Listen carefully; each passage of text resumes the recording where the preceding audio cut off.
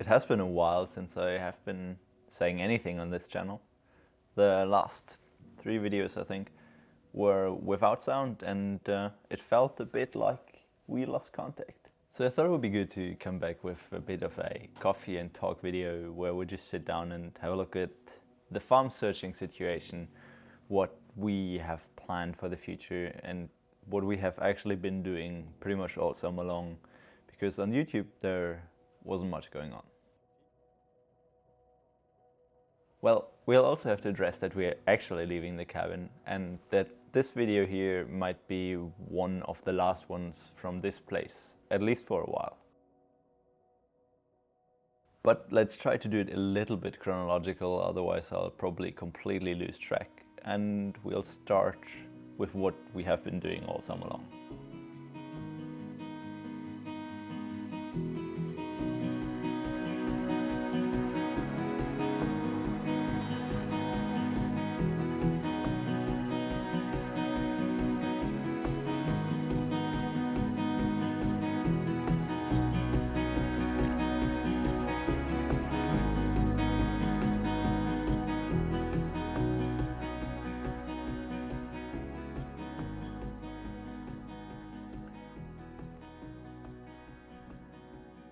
Well, pretty much since mid of June we have been on a road trip with the van and Yuki, and we filmed 6 different hikes completely from start to finish that I had planned for the channel. 2 you have probably seen already, they were the last 2 videos, 4 more to come.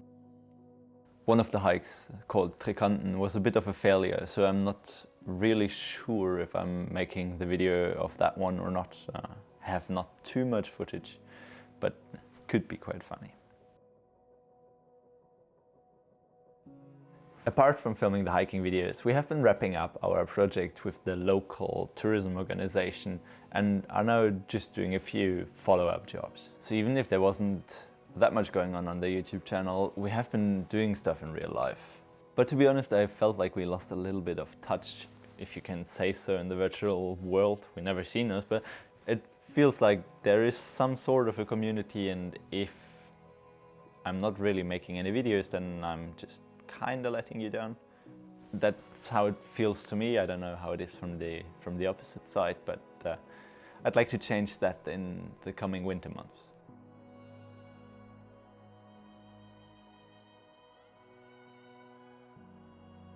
So let's try to catch up a bit on how the farm search is going. If you have been around the channel for a while, then you know that we have been living in Thea's family's cabin for a bit over a year now. Initially it was thought to crash here during the beginning of the pandemic, but as you see, it turned into a bit more than that. At one point we needed to find our own place, and I think we're pretty much there.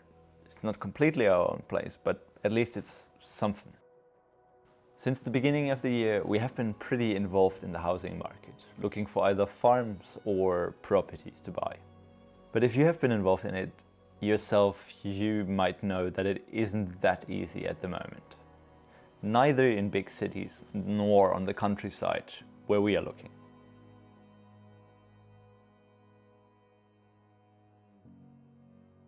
Let's try to paint you a picture of what we're actually looking for, even though for many of you it might sound a little exotic. There are hundreds of farms on sale every year in Norway, but we have 3 criteria that make it a bit harder to find something. Number 1 is that we would like it to be at the seaside and not inland or on a lake. It is pretty amazing to have water straight in front, or at least close by the house. And if you have ever been here in midsummer, let's say June, then you know that sweet water and mosquitoes is pretty much going hand in hand, and it can ruin quite a few of the best days in the summer. So we would prefer to stay at the coastal side. With salt water, it's way less of a problem. Number 2 is that we would like to have access to mountains or forests not too far away from the house either. So it should be water in the front and somewhat nature in the back. Number 3 is that we would like it to be a little bit farther away from a main street, so that you're not having the car noise in your house, which is actually a problem for quite many farms out here. I know that might sound a bit demanding or even exotic to some of you, but there are quite a few properties like that out here in Norway. So it's not a unicorn that we're searching. The problem is more to get it at least in an affordable price range. I normally don't like to speak that much about our dreams and goals unless we have actually achieved something tangible in that direction.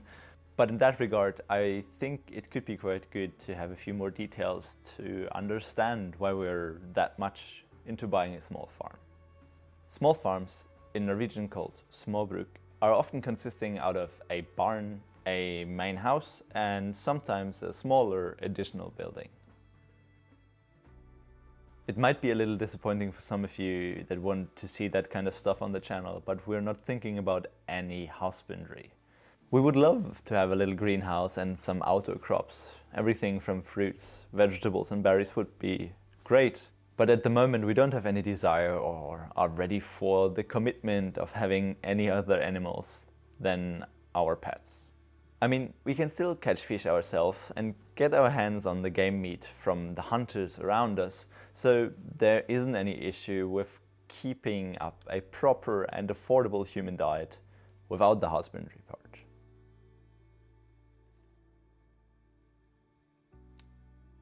The main reason that we would like to get our hands onto a smaller farm is that we would really like to rebuild the barn. The upper part could be a filming/work studio for me, and the lower part could be partly split into a gym and a station for physical work, be it for Thea and her plants or general carpentry to keep the farm running. While the barn would be mainly work and productivity focused, the main house could be for us to live in, and the potential second building for people or smaller groups to stay over and live at the farm for a while. It would be amazing to have some people staying over to pick berries, mushrooms, go fishing, and then use the gym for additional physical activity.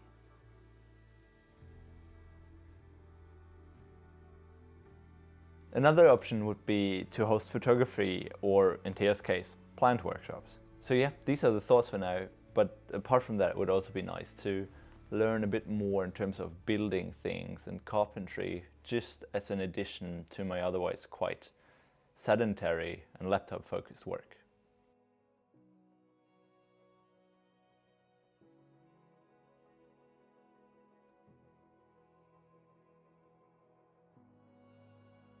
But yeah, here comes the but. So far we have been struggling quite a bit to get our hands on something affordable or something that's even just worth what it is put out on the housing market for.